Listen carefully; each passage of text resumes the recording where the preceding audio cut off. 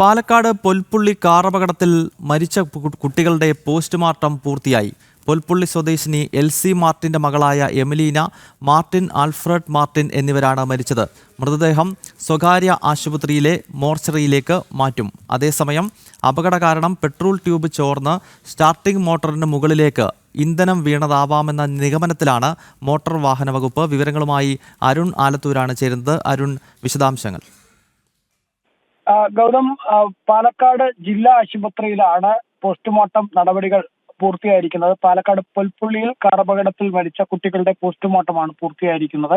പൊൽപ്പുള്ളി സ്വദേശിനി എൽസി മാർട്ടിന്റെ മക്കളായ Emilina Martin, Alfred Martin എന്നിവരാണ് മരിച്ചത്.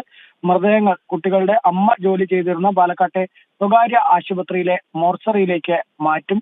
അതിന് ശേഷം ഈ അമ്മയ്ക്കും അമ്മയുടെ ആരോഗ്യനിലയൊക്കെ വീണ്ടെടുത്തതിന് ശേഷമായിരിക്കും പിന്നീട് സംസ്കാര ചടങ്ങുകളും മറ്റും നടക്കുക എന്നുള്ളതാണ് ബന്ധുക്കൾ അറിയിച്ചിരിക്കുന്നത്. ഏതായാലും കഴിഞ്ഞ ദിവസമാണ് ഇത്തരമൊരു ദാരുണമായ സംഭവം ഉണ്ടായത്.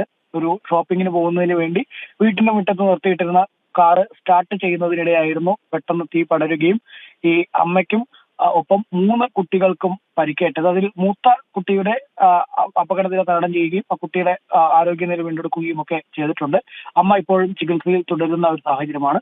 ഇന്നലെയാണ് ഈ 2 കുട്ടികൾ മരിക്കുന്ന ഒരു സാഹചര്യം ഉണ്ടായത്. ഏതായാലും ഈ അപകടത്തിന്റെ കാരണം പെട്രോൾ ട്യൂബ് ചോർന്ന് സ്റ്റാർട്ടിംഗ് മോട്ടറിന് മുകളിലേക്ക് ഇന്ധനം വീണതാവാം എന്നാണ് മോട്ടോർ വാഹന വകുപ്പിന്റെ പ്രാഥമിക നിഗമനം. പെട്രോൾ ലീക്കിനിടെ വാഹനം സ്റ്റാർട്ടാക്കിയപ്പോൾ സ്പാർക്ക് ഉണ്ടായി തീ പെട്രോൾ ടാങ്കിലേക്ക് പടർന്ന് അപകടത്തിലേക്ക് നയിച്ചു എന്നുള്ളൊരു വിലയിരുത്തലിലാണ് മോട്ടോർ വാഹന വകുപ്പ് ഉള്ളത്.